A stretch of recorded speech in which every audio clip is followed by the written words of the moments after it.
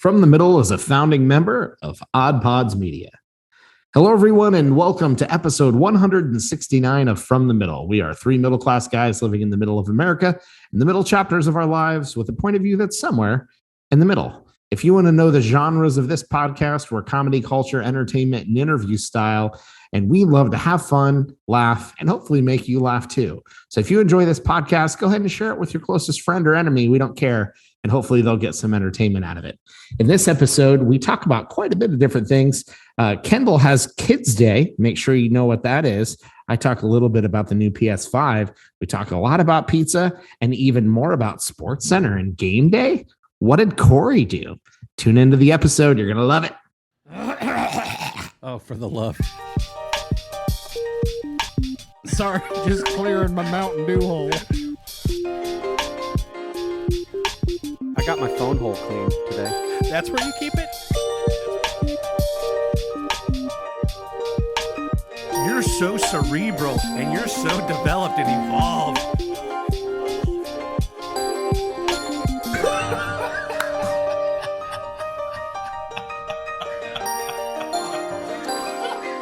From the Middle after dark over here. I'm all in my feelings today. Do you ever have one of those days where you're sort of just like guy PMSing? Dillon coined that phrase for when you're just irritable and cranky. And Thanks for that. you guys ever have that? Oh, of course. Yeah, I call it man period. Man period. Yeah. Yeah, just on the man period. Yeah. And it was combined with this. So we had like a busy weekend. There was a lot going on. Some was chosen for us. And then do you ever have a day where you're just like feeling very selfish, like you feel entitled to some you time, and then like your thirst for that can't be quenched, so like you just can't get enough of whatever you like binge YouTube for 3 hours, and then it doesn't satisfy you, so it leaves you empty at the end, and then you feel like you wasted that 3 hours and you're just like chasing this unattainable amount of like selfish time. You ever get that? After your 3 hours of YouTube, you were probably thinking, but yeah, that doesn't really count because that's not what I really wanted to do. That doesn't count because I can't really. And now I feel a little bit worse about myself because there's no way I can pull off a soft omelet like that. And you had so much intentional time with your wife and your kids like prior to that. So you're like, can y'all just go do something else? And then you feel bad that you feel that way. Oh man, that was me today. Well, Thanks for making time for us. I get it. And I just want to say, man period, not to at all mock the physical pain that women go through at all. It's just some of the other stuff that y'all deal with that sometimes guys do. I saw a video where this like cowboy guy was at some event and they have a machine that like hooks up to your like abs and your like body that simulates the pain that like women go through for like PMS and giving birth and all of that. And it's like off the charts. So no way, shape, or form minimizing that, just for the record. But yes, I get that way. And man period is a way that I occasionally describe just feeling off, not myself. I stumbled upon a PS5 on, what day was that? Friday night or Saturday morning. And I got to set it up and got the software update done and got to play a little bit after the Buckeye game on Saturday night. And then we were busy all day Sunday and all day today. And I haven't touched it again. And I'm feeling a little antsy. And we even had an extended holiday. We had an extra day.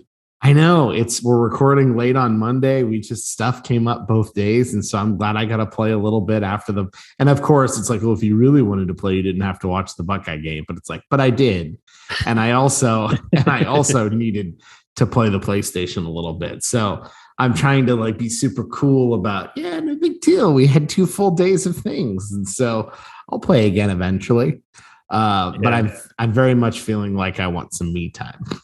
When you describe the 3 hours of YouTube binging and then you justify it by going, well, that's not what I wanted to do. So I had the Formula One race. It was the Dutch Grand Prix, which is Max Verstappen's home race. I had that recorded, but there was so much college football on Saturday and then events yesterday that today was the first I was going to get a chance to actually watch it. Well, I was trying to avoid social media because I didn't want the winner to be spoiled. But I also recorded the hour and a half pre-race coverage where they like talk to the drivers, and they're talking about how qualifying went and they're hyping up the event. So I watch an hour and a half of the pre-race, then the hour and a half, 2-hour race.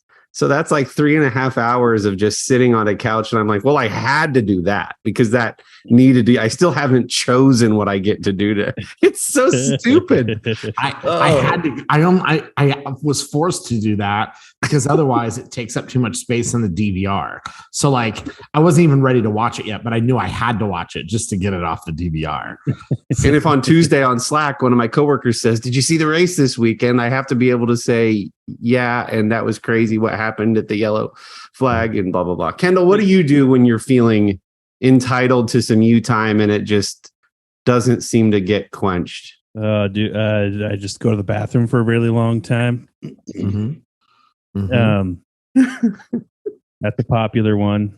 I go for a drive. My wife is super cool about that, about the fact that I spend quite a bit of time with the kids, and sometimes I need to not do that. So I find things to do, man. I think I just talked a little bit about it last week. Like my weekly schedule, I have ways to get out of the house. I get out of the house regularly for things, and which is really, really good. Now that the kids are getting older, some of those things are starting to become kid things, right? So some of it is I'm now taking them to karate or dance or whatever. We're adding piano lessons to the mix here in a week or so. And so, yeah, I haven't crossed that bridge yet. So my kids are all just old enough that sort of swell is beginning to happen. And so I'm not sure how I'm going to end up feeling about that when it comes to driving people around and stuff. But I don't know. We'll see. I'm hunkered in and hunkered down, whatever the phraseology there would be. Hunkered in, hunkered down, and hunkered up. Well, did you guys enjoy, we've hit on a few items, but did you enjoy the weekend and the Labor Day holiday? It seems like all of my European colleagues always have these made up bank holidays, and it was nice to be able to have one over them this time. So my wife is in the middle of a couple of painting projects.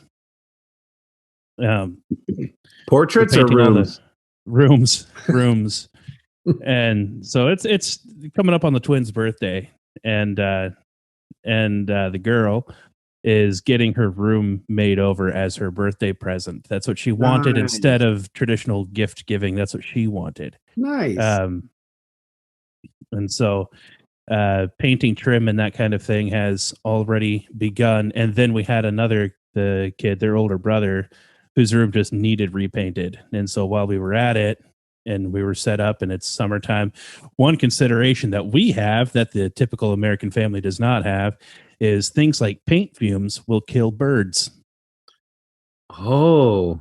So we recently got our hands on a small cage that we can put the bird in and then put the bird outside. I was going to ask, did you just learn this? Or is this something you were or did you just learn this the hard way? That's what I mean. Yeah. No, some of the things are crazy. Like you can't scented candles at all. No candles in your house. No nonstick cookware at all. So we're straight stainless steel on our cookware. Those kinds of things. It basically, if it's a scented thing, so no aerosol, no potpourri or anything like that. Yeah. So that's how we live. No bleach. Man, you learn something new every day. I had no idea. Yeah. Do the Well, air particles get stuck in their little beak holes, or like what happens? I guess their respiratory systems are just far more sensitive, right? So it's the old thing that we all know about canaries, miners taking canaries into a coal mine. It's not because there's something special about just the canary. I think it's just because canaries were like cheaper and easy to find and small and are happy in a little cage. That could have been a parrot that they took with them. But yeah, so you got to watch out for those things. But painting is going on, which meant that I've been hanging out with the kids a little bit more, trying to keep them away from the work. And today we decided to do Kids Day, which I've talked about it before. So there's a Mother's Day, we have a Father's Day. In our family, we do a Kids Day. It's a floating holiday. Mom and Dad decide when it's going to be, and we surprise them with it. This year, we got them a electronic drum kit. Nice. And signed them up for piano lessons. So that was their gift. But then I also took them to a trampoline park today, and they jumped for 2 hours at a trampoline park. And then we went to the church and cleaned out some stuff in at the building for like another couple of hours. Then did ice cream and dinner and all that good fun stuff. Parenting win while Amy's painting. So that was today, and then felt kind of bad. The timing of it was good because for them, their weekend consisted of a Saturday where I preached and did all of my normal stuff on Sunday morning, which meant I spent Saturday preparing for all of that, and Amy spent Saturday painting. And so there was a lot of go watch TV, go play your Switch. I don't know, just leave me alone. Yeah. All weekend long. And so it was a good it that felt worked like a out good well. day. A day all about them after that. Yeah. I get your long-term strategy, by the way, to add to the worship team. You just have kids and then get them proficient at instruments. Exactly. See what you're doing. Need a drummer? Birth a drummer. Birth a drummer. Birth and train a drummer. Need a keyboardist? Birth and train one to play piano. That's awesome, man. How it goes. So speaking of the weekend and a PS5, let me change gears for a minute. Do you know that part in the action movie, generic action movie, where it's like the culmination of the, like, we're building up to the final interaction with the baddie, and the hero's like, I just need a few things. And they go into the store and it's like, I need these hooks. And they're in like a hardware store and they're grabbing stuff. And these are the tools that they're going to need for the final. Yeah. The gear up montage. That's one of my favorite parts of action films. Yeah. So I could have used Home Alone, but I was trying to be manly. Anyways, hardware store. So anyways, so we're out. We have the basement home theater. We're very excited. This is the first Buckeye game that we're going to get to watch in the home theater. We know what like I've ordered pizza well beforehand so we can go pick it up and have it ready. My wife needs to go to Hobby Lobby to get decorative pumpkins because it's fall and she needs them for a bowl to put this very specific spot. She wants pumpkins in a bowl.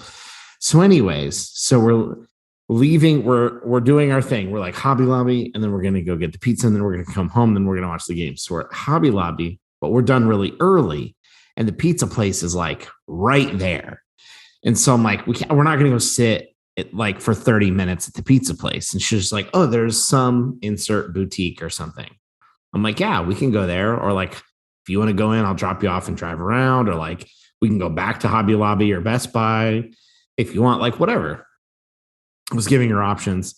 She's like, well, let's, of course, now, because she's just thinking, oh, you just want to go to Best Buy. So let's go to Best Buy. I'm like, no, I really don't care. I'm just giving you options. So we go back to Best Buy and we're walking around, and she notices, which, by the way, for years, I've been asking places, do you have any PS5s? I want the disc version. When do you normally restock? No, you can't really get them online. There happens to be in the PS5 section a sign. I just assumed it said sold out, wasn't really paying attention to it, was checking out the accessories. And then I look down and I see the sign again, and it says available. And then I look back at the sign in front of me that says Sony PS5 available, ask for assistance. And I'm like, at first my brain kind of went, oh, they probably just mean like to try to help people order one. They want Yeah, to tell me 'cause- to my face that they don't actually have it. Right. Yeah, because for some quick context, if you don't know or aren't into gaming at all or console gamings, these have been impossible to acquire for a year and a half. Yeah. Almost 2 years, I think. Now They're going on secondary markets for like 3 and 4 times the retail price, and you have to go on places like StockX. It's insane. It's crazy. And I've tried signing up with Sony to get officially notified to buy them directly from Sony. I'm on lists at Amazon. I've asked around Target and GameStop and yada.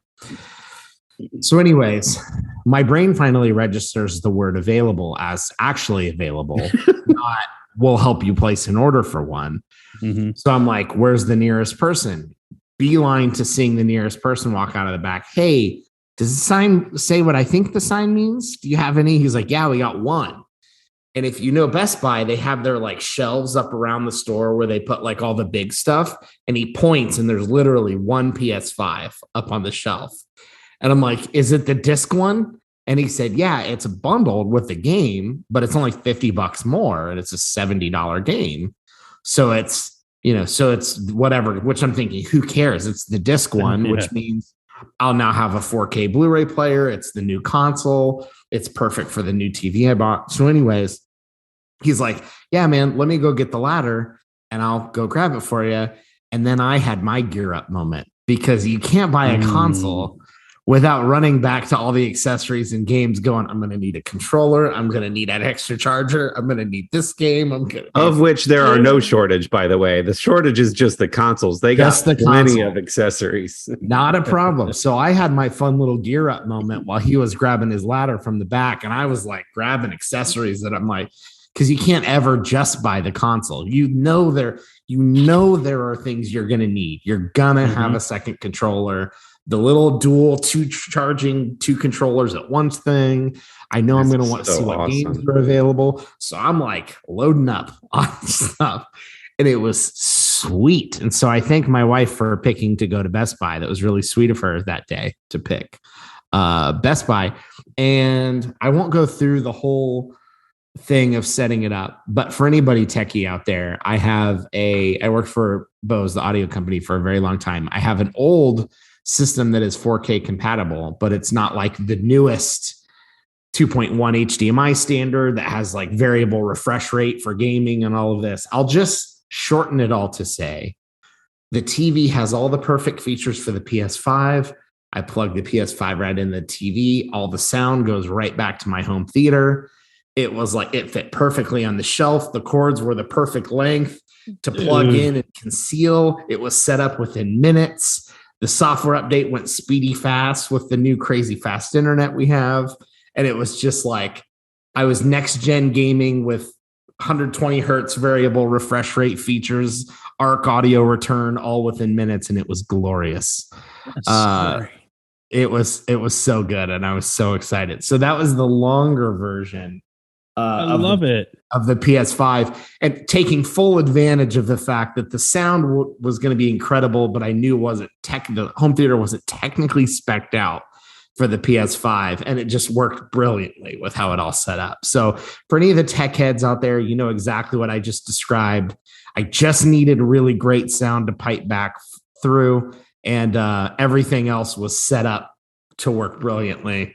Of course, the TVs instantly you plug it in, you're like, hey, I'm a Sony TV. This is a PS5. Cool. I know exactly the right settings for this console, and so it was just brilliant. It was so much fun. So I was stoked, like setting that up, updating, letting my daughter play a little bit before like the game came on. And then after the game was over, I turned it on. I was playing a little more, just tons of fun. So I can't wait to, I'm prepared now for college football coming out summer of 23 for PS5 in all of its glory. And in the meantime, I get to play all kinds of fun games. So, dude, not only did you find the score, but it was, you went to the store on a whim. It was completely circumstantial. the fact that you went to Best Buy and for anybody, I just want to highlight as well what excites me about this story is, again, for anybody who does any kind of AV work, audio engineers, I know this. When you go to set something up and you just plug everything in and then hit go, it never works.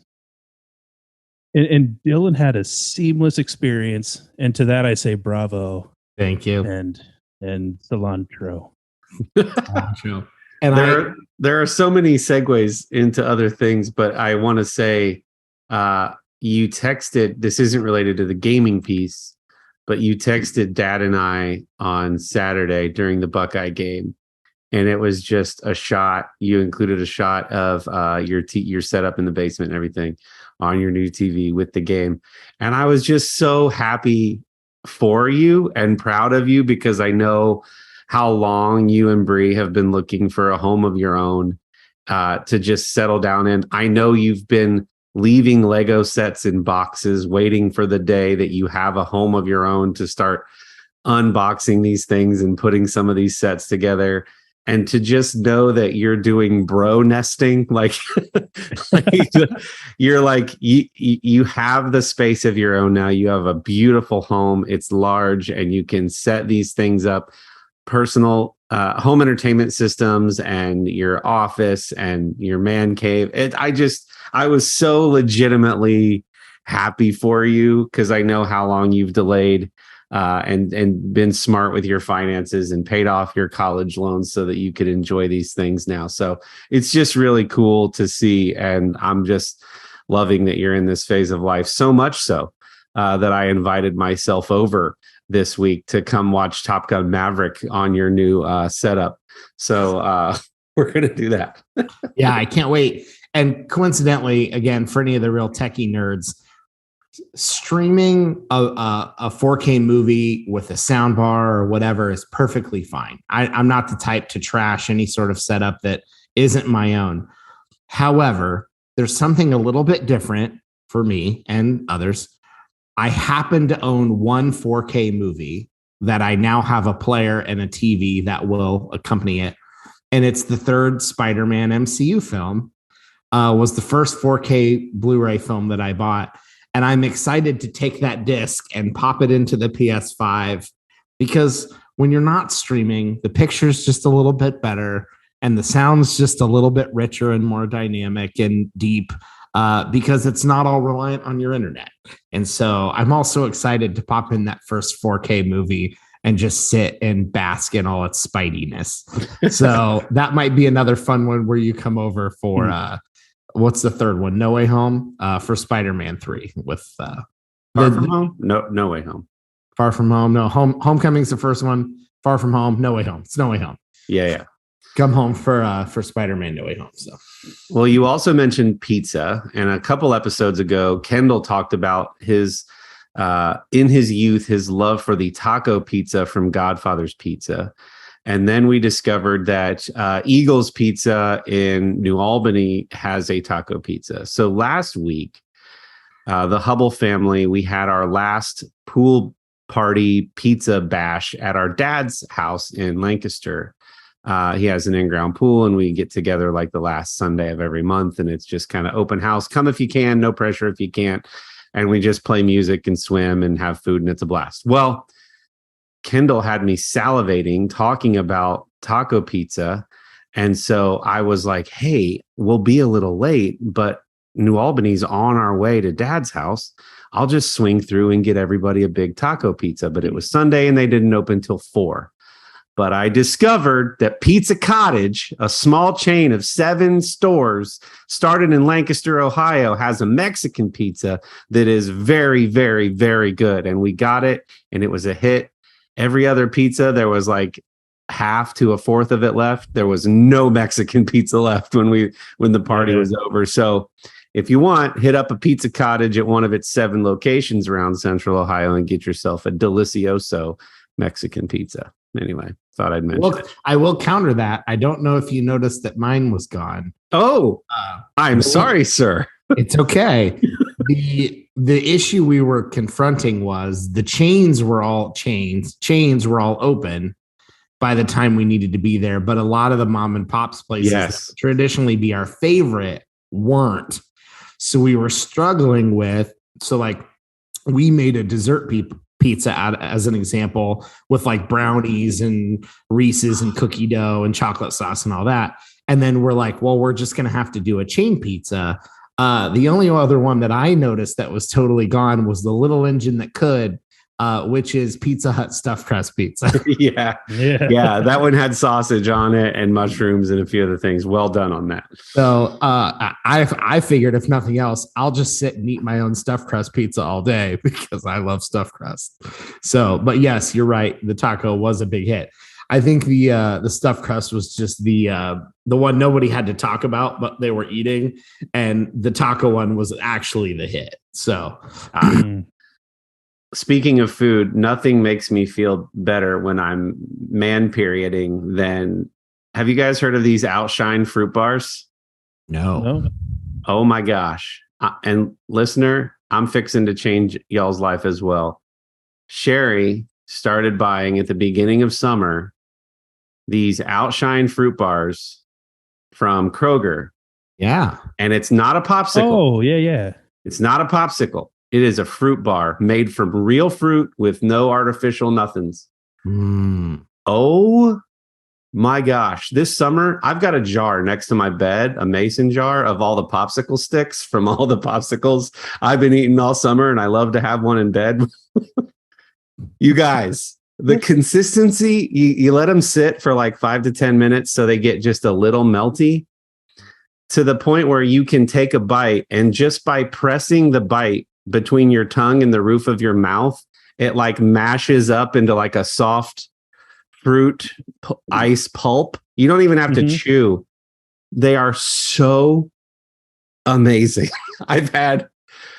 Sherry literally has, I could go out to our freezer right now. There's probably 12 boxes of Outshine fruit bars. I highly recommend peach, mango, and pineapple. Strawberries also very good. Seriously, so good. Just want to throw that out there. It's so funny. Speaking of all natural, if you want something completely unnatural but delicious, we frequently like to test snacks here. I think the last episode, that was the whole back half of the episode, was us trying things. For the drinks people, Mountain Dew Voodoo 2022 mystery flavor tastes a lot like Sour Patch Kids. So if you want Sour Patch Kids in soda form, go check out Mountain Dew Voodoo 2022 special edition, and you can drink Sour Patch Kids. Maybe not quite as sour as you're used to, but definitely the fruitiness flavor that you're used to. That's funny.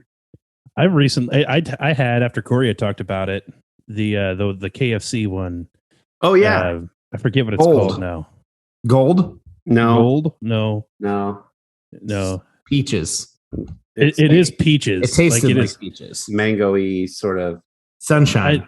I very much tasted peach. Kory had mentioned peach rings, and it totally tastes like you're drinking Sweet lightning, like a peach ring. Like it has the Mountain Dew mouthfeel, which is just like a thick syrupy, something that other sodas just don't have.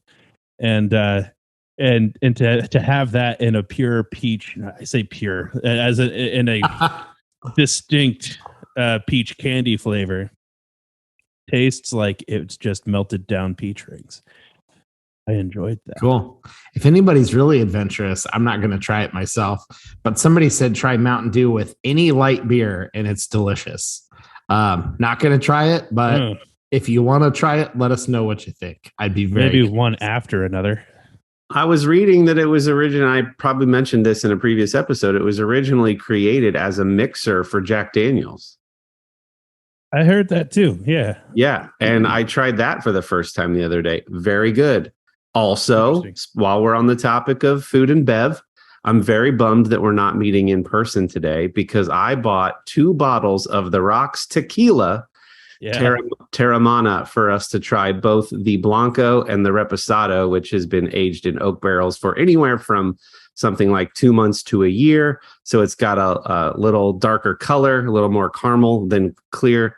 And we'll have to try that next time we're in the studio, because I am all for the hype and I love a good story and I like The Rock. And so I thought, I'll fall for it. You guys know I fall for all the marketing gimmicks. And so anyway, we're going to try that next time we're in studio. I have some, there's a candy store in Gahanna that it's a mom and pop place, and they have a section that is just international imported. You can't buy it here section.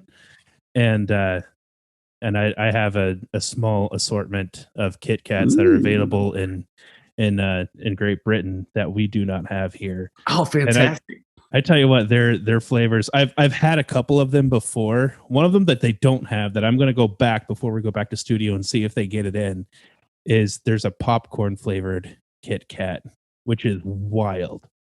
And this is actually something you can't get here, unlike the Takis. Yeah, well, very popular. I'm rarely jealous of British food because, like, it's British food, right? But mashed potatoes for every meal, man. I'm jealous of British food. that's more Irish. Anyway. There's a few things. One thing traditionally, I'm just kidding. I think that whole thing has changed in regards to the British not having good food. They have like so many high-end restaurants now and really good, but that was a joke. Anyways, one thing I've always been jealous of is the full English. And I know it's made slightly different places, but the full English breakfast. And there's like the full Scottish is similar. But today I saw an article. I cannot believe you're about to say this. I was Googling it while you were setting up the story. Go ahead. I saw an article about Domino's rolling out the full breckie. Oh, no. Okay. Oh, Different thing. It's a full brekkie pizza with like sausage and bacon and stuff. And they put it's what they call HK sauce or ketchup. You have your choice. So it's like a breakfast pizza with ketchup on it as an option. And I thought I would legitimately like to try that. I can do ketchup on eggs. I know to some people that's sacrilege.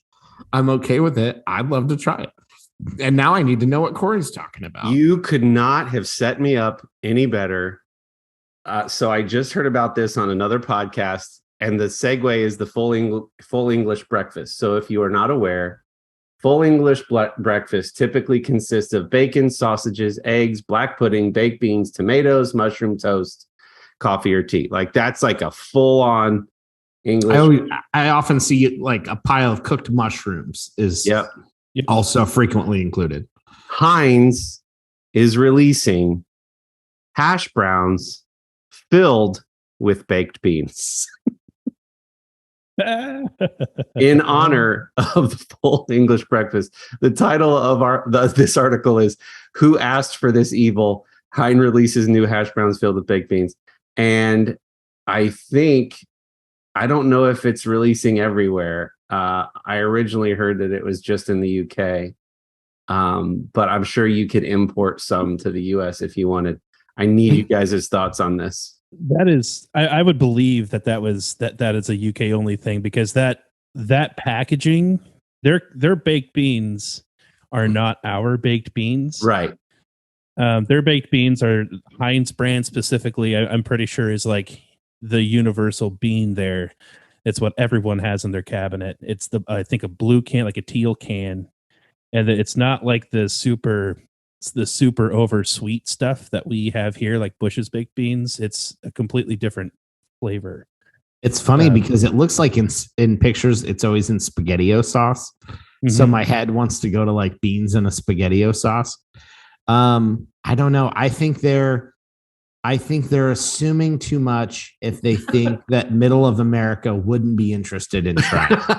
That's probably true. Yeah. People would go, I mean, it's the bit from Friends where Joey's eating the trifle and it's like, what's not to like? Meat, good. Beef, good. Jam, good. And I think people would look at that and go, beans and hash browns. Okay. I would think that for the American market, they would need to put like a barbecue baked bean in there.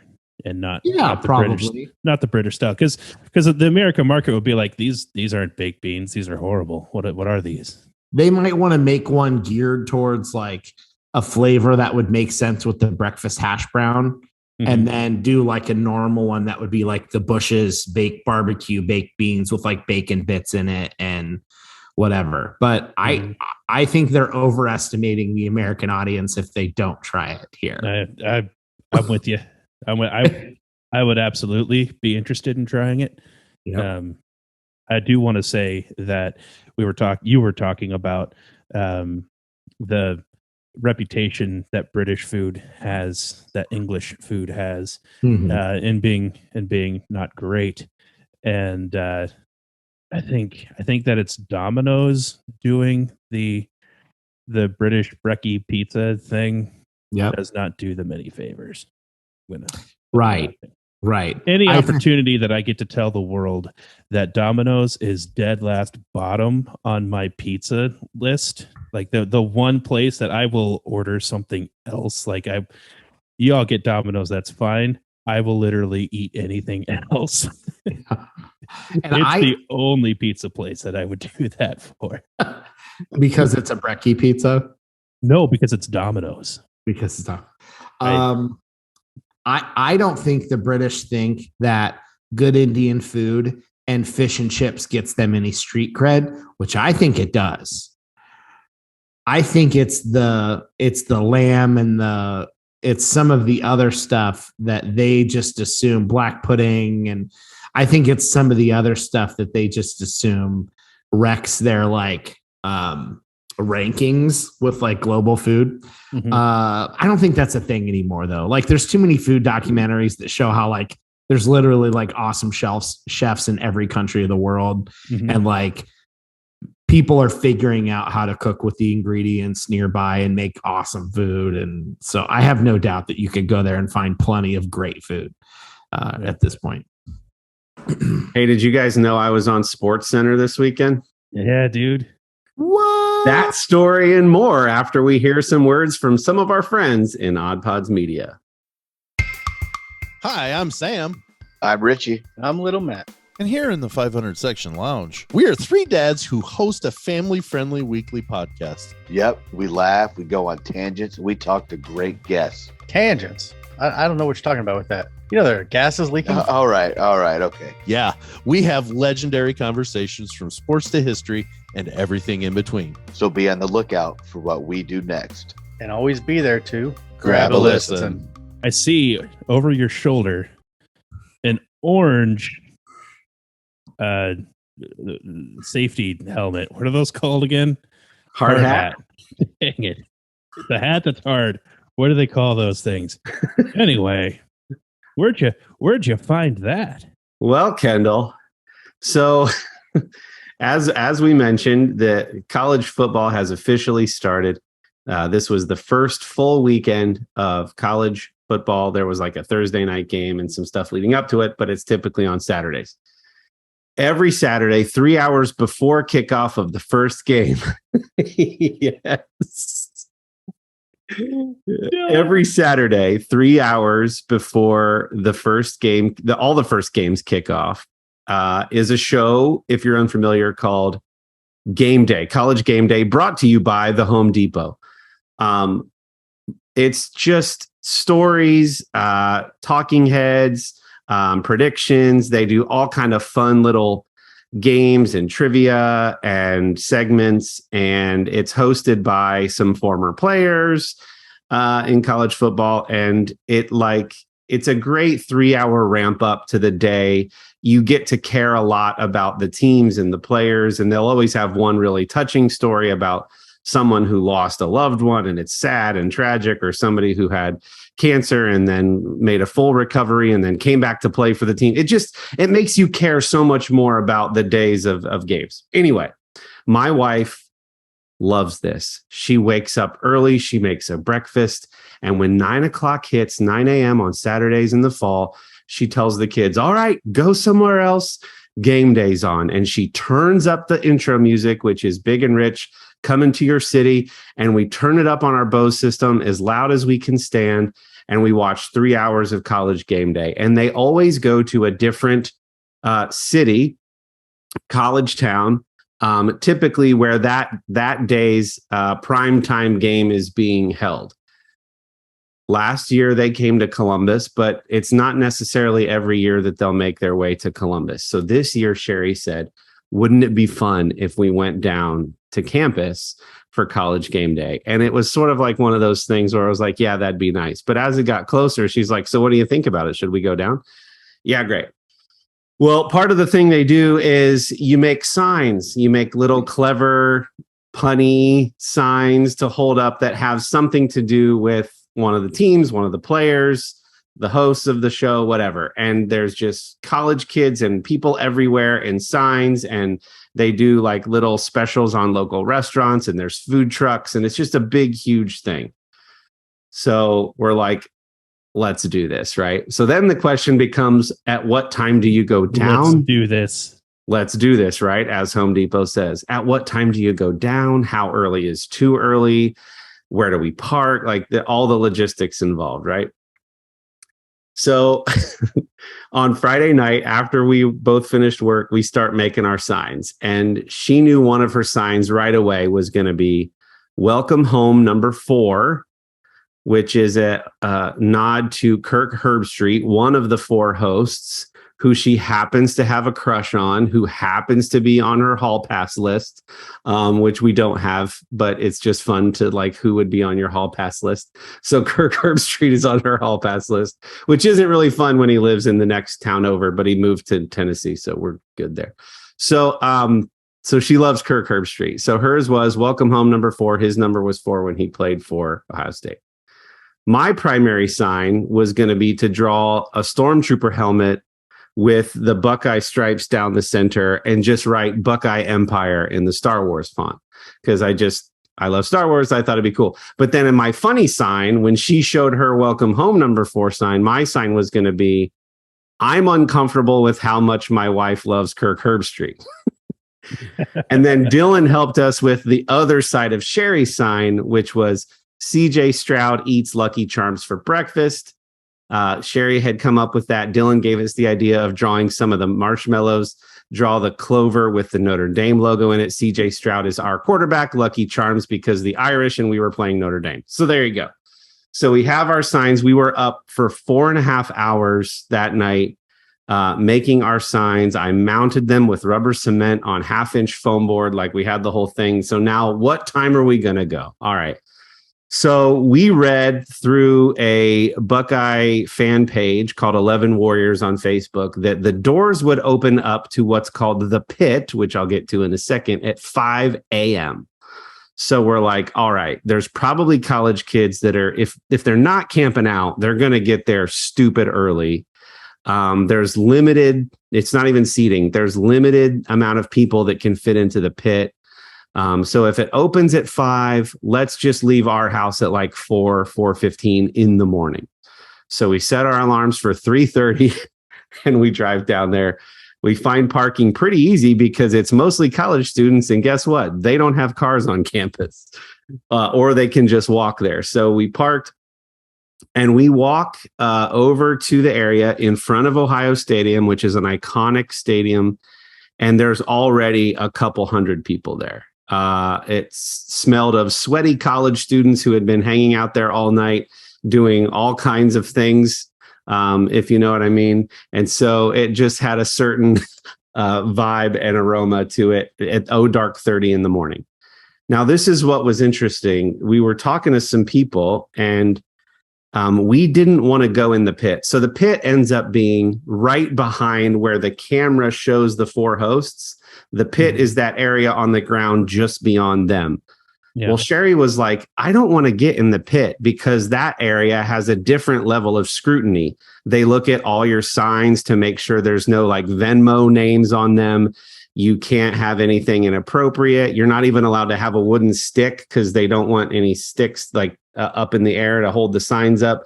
You're not allowed to have any food, not even a water bottle, that you have to go through a metal detector. There's just a whole process to be in the pit. Sherry's like, I don't want to be in the pit anyway. There's this other little area off to the side where they have some AstroTurf where they do side interviews.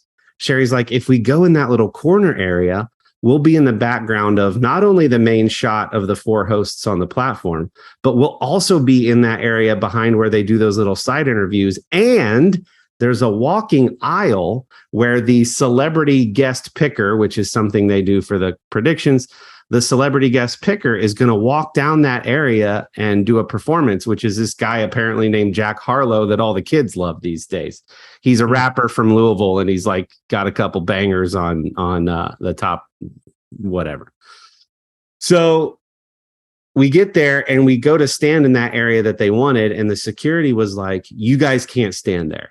And we're like, what? Because again, this isn't the official ESPN marked off pit area. This is just like a little side area. They're like, you can't stand there. We're like, well, we don't want to be in the pit. They're like, yeah, but we need everybody to be congregated generally to one area because we can't keep an eye on all these people wandering about. And so you can't be there. But now we have to go stand with a couple hundred people who have been waiting since 9 p.m. on Friday night to get in the pit. And we have to try to convince them that we're not cutting, that we just want to go in this other little area, right? So as we start talking to people, we hear that last year when they did this, there's only 3 metal barricades that acts as like the front pass through to get into the pit.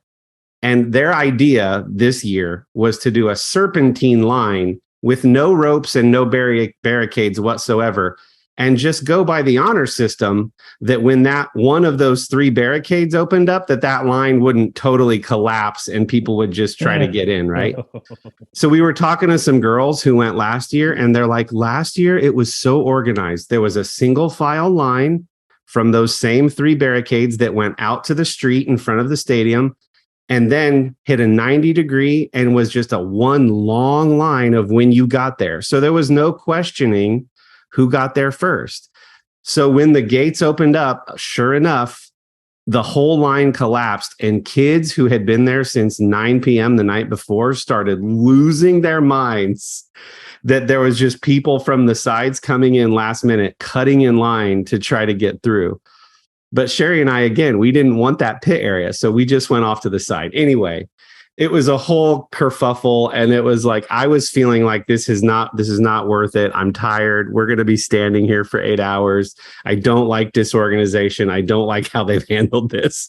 I'm trying to convince these people that I'm not trying to cut. I'm getting death stares from some bros who are like inebriated already. Anyway, we end up getting at the very front of the area that Sherry had spotted as probably the best view in the house. And it was.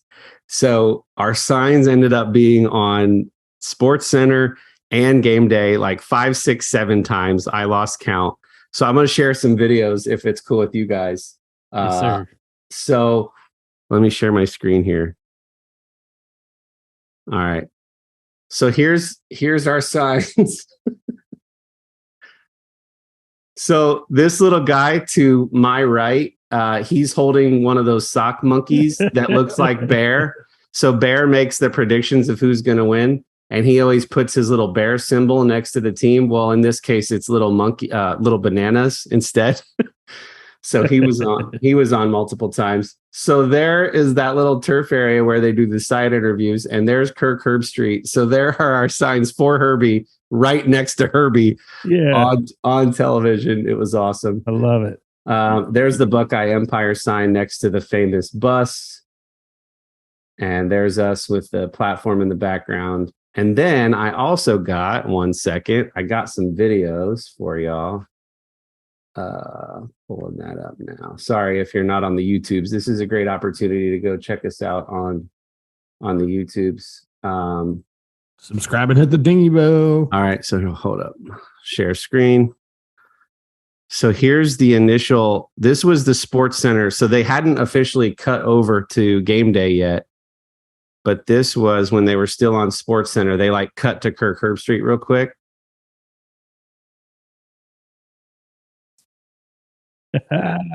Yeah. I love that they cut to him right after both of those Right? signs. Yeah, so that was actually B-roll that they had shot before, and they literally said if Kirk mentions that he's happy to be back in Columbus, we'll cut to your sign, which is exactly what they ended up doing. And then the way that College Game Day always ends is with Coach Lee Corso always makes a prediction for the most hyped game, the primetime game, and then he puts on the headgear or the mascot head of the team that he's picking.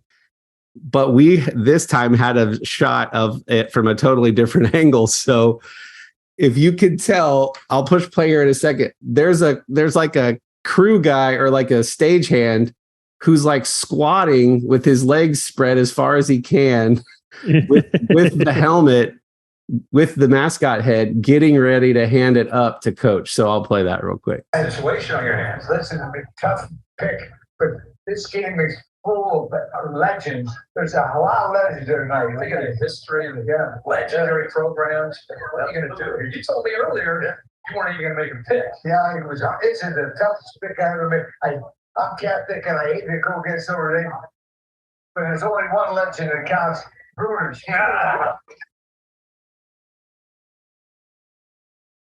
And the crowd goes wild. This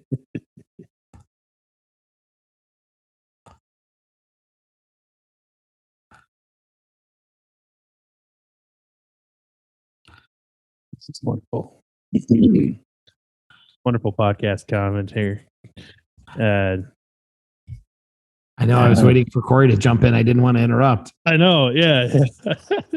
Anyway. Now I regret not doing commentary for all the folks, which is almost all of you who sorry, are just on podcast.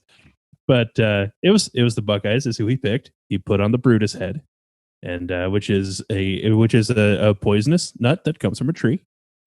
He even did the hands. I hope he's okay. Pound the hands against the head thing, like yeah, that's great. All right, one final video. So and then I'll be done. So College Game Day on Instagram shared this video of Brutus and whatever the name of Notre Dame's leprechaun guy is. Doesn't matter. Check this out. The leprechaun's like throwing up. Oh, and then they went like they were gonna shake hands, and then they did the smooth hair like psych thing, and now it looks like they're about to. And that's us right in the background, right in between them. Is, yeah. Like they're gonna throw some fists, and Kory and Sherry are right behind.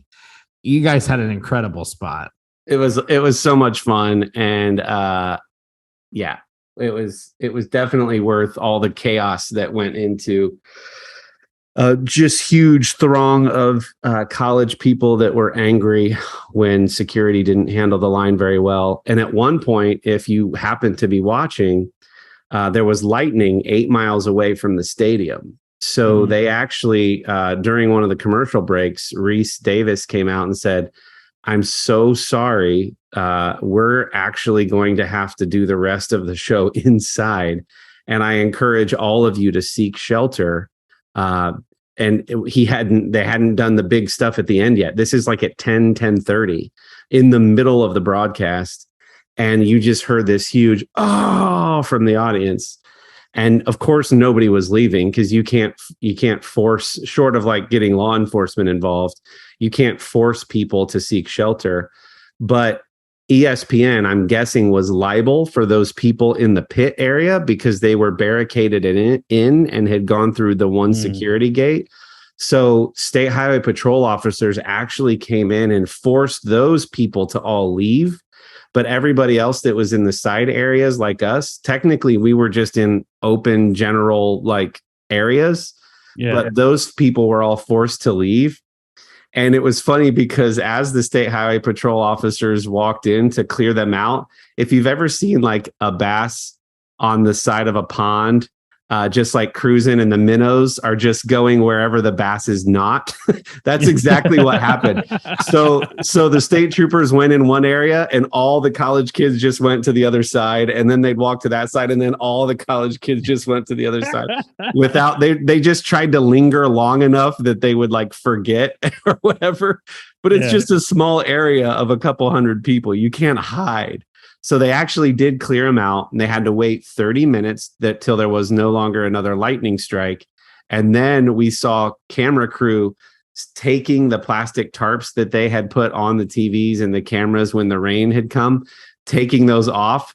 And then we heard one of them say they're coming back out. So everybody was like, yeah. So then they finished the show outside, and it was a great time. And it's one of those things that was like, it was a bit hectic and we put a lot into it, but we're like so glad that we got to do it. Didn't stay for the game because the game was at 7:30 that night. We had already been there since like 4:45 in the morning. But it was so much fun, and it was really cool to see like the behind the scenes of a big production like that, from an AV perspective, from the hosts, seeing their little scripts with highlighter and things. And the last thing I'll say, Reese Davis was a class act. He does so many little things between the commercial breaks that nobody gets to see. Like there's some television contract things going on that you guys know more about with rights between Fox, getting maybe exclusive rights to Ohio State stuff.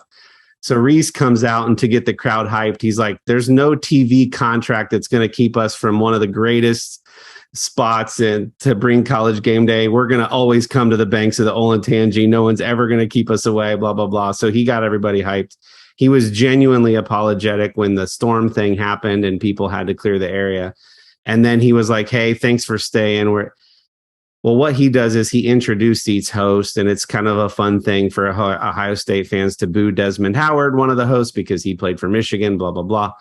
Well, when he introduced Kirk came out, and I just yell as loud as I can, Herbie, and I point to Sherry's sign, and he sees it, and he points at it, and he goes, oh, that's cool. And then he sees mine, and then he goes, and starts laughing, like throws his head back and starts laughing. It was just cool that he actually saw it. The only thing that would have made it better is if once the show was all done and recorded and they were going home, he came out with a marker and signed Sherry's sign. But anyway, it couldn't have been better. We had a great view. It was fun to be on TV, and we had family from Florida going, hey, were you guys on College Game Day this morning? So it was a lot of fun. And Dillon, thank you for the help with the signs. It was a ton of fun. And for anyone that like kind of lives outside of the college football bubble, unlike us, Ohio State is one of the largest universities in the country, with like the largest or one of the largest fan bases in the country.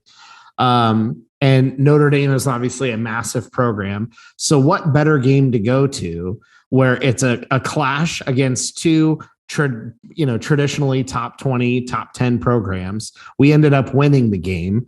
There was a bunch of former players there. Jim Tressel was there. LeBron James was there. There was like 20 recruits that were all like top 150. So like for anyone who wonders like why all the pageantry around it, not only is it fun to like honor past teams that have done really well or national championships or whatever, but these games, especially at night, also become huge recruiting things. Mm-hmm. And so to win against a big program while game day is there, a bunch of recruits are there. LeBron James never played at Ohio State, but he says that if he would have played college, he would have played at Ohio State, and is a big fan of Ohio State football. So it's fun on that level too, knowing how many recruits are there, watching all of this unfold throughout the day. And then to win the game by double digits, that although preseason rankings are mostly useless, you do know that if teams like Ohio State and Notre Dame are playing, generally that's two top 15, top 20 programs, no matter what. And so it's a legit matchup. It was a legit game. We won. So what a great story to be able to tell. What a great game day event to go to for you guys. It was fun. I don't think we do it every time they come back to Columbus. But if you're going to do it, and that's what Sherry said, she's like, what if we go like around 7 or even like 8? And I'm like, babe, at this point, like if we're going to do it, let's just go and get the best seats best spot we can. As stupid as it sounds, when you've stood there for 8 hours, having just the rail to lean against was amazing. Yeah. And at one point, they started chanting in the pit, "Give us water." Give us what? Because they weren't allowed to have any food or drink, and they had been there all day. So anyway, it's crazy, but it was fun, and memories were made. So that's awesome. Hooray for football season! Yeah. And Kendall, congrats to your Wolverines. I know they had a dominating win as well. Yeah. Well, I mean, what's special about Ohio State's game is that most teams on most years who are in the major conferences don't open with a game such as Ohio State Notre Dame. Usually they open against the lower tier schools and they treat it almost as if they're preseason games. Michigan, for example, their first two games they're using to try to iron out their starting quarterback situation before they start the Big Ten schedule. So yeah, less exciting. The only exciting thing about it for a Michigan fan is just the sheer fact that football season's back. Right. But we haven't had any games yet. We haven't had any tests that tell you anything about your team yet or anything of that nature like you guys have. So what's this? I mean, I'll still take it. Yeah. Well, explain more about the TV contract thing. Like, is this going to be exclusive rights to Ohio State and other teams, or I didn't understand. Okay. Yeah. The short of it is the really, really, really quick version. ESPN has kind of buddied up with the SEC. Fox has kind of buddied up with the Big Ten. And when the Big Ten poached USC and UCLA for the future, that was a big media rights get. And so the Big Ten just renegotiated their media rights and is including everyone but ESPN. So Big Ten games will not be on ESPN and ABC. They'll be on CBS, Fox, and NBC instead. So you're going to see those games like in the Fox app, the NBC Sports app, the CBS Sports app. So it's intentionally carved out like ESPN has their favorite conference, the SEC. Obviously, that's an opinion. And then the Big Ten, and now these perennial USC, UCLA teams that whether they're good or not, it doesn't matter. They have a huge. It's the LA TV market. It's huge fan bases, and the Big Ten renegotiated. It's like $100+ billion deal. With the other major networks. So the big thing for me is that when we're talking sports, especially in America, when we're talking college football, we're still talking about a world where broadcast like broadcast network TV is still king in that space. Yeah. That's probably going to change at some point, and it's on the way there, but it's not there yet. And so the fact is now for the Big Ten national broadcasted games, we're guaranteed 3 a week. Right. So that's a big deal.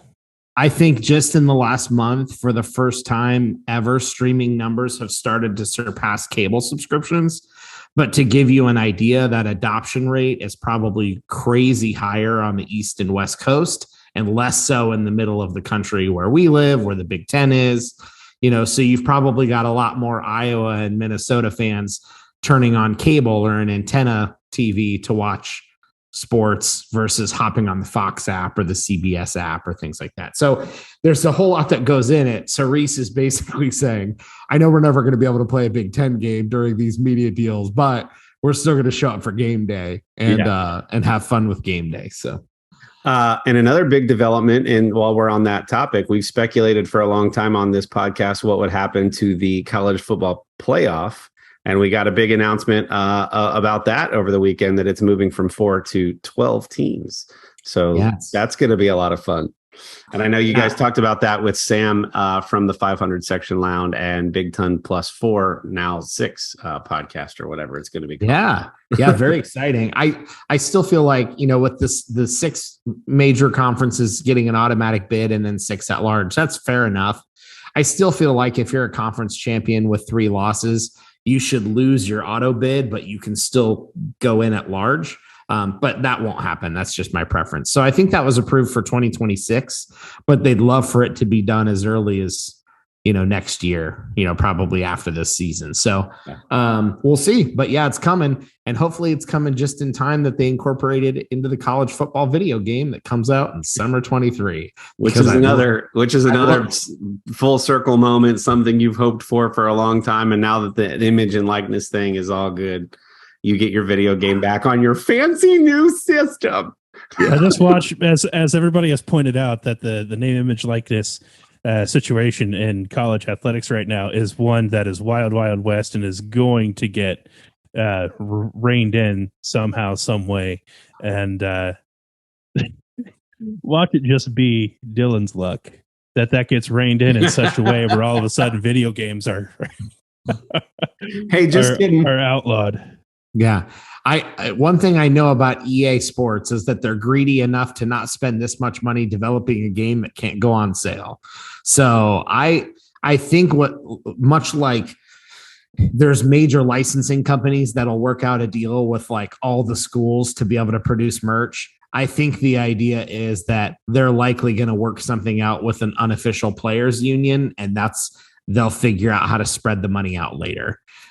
Is kind of the very, very early discussion on what that will likely look like.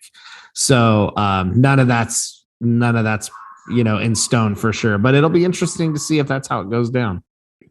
Yep, good stuff. Well, do we want to talk about what we're streaming next episode? Yeah. Thoughts? All right, sounds good. This has been a fun hour hanging out with y'all. If you don't already, please follow us on all of the socials where we will share some of the videos that if you're a listener only, that you only get to hear. Sorry about that. As Kendall pointed out, we mostly have podcast listeners who listen on your commute and fewer YouTube subscribers, which is totally cool. But do follow us on all the socials. We are at From the Mid Pod everywhere. So Instagram, Twitter, YouTube, whatever. I just posted a video of my Warzone win from today where I had 16 kills and a Warzone victory, which is not too shabby. So we post stuff like that and videos like we shared today on that. And thanks to our sponsor, Artius Man, for working with us. They have amazing men's grooming products and bath products, as well as great candles and merch and swag. You can get that at artiusman.com. That's ARTIUSMAN.com. Use promo code The Middle at checkout, all one word, The Middle at checkout, to get 25% off your first order. And all subsequent orders will be tracked to us, which helps us. That helps them. It helps you because you get amazing products from a local company using all natural products. And this stuff really works and doesn't leave your beard all bumpy, your skin all bumpy under your beard and dry and whatever. It's really, really good stuff.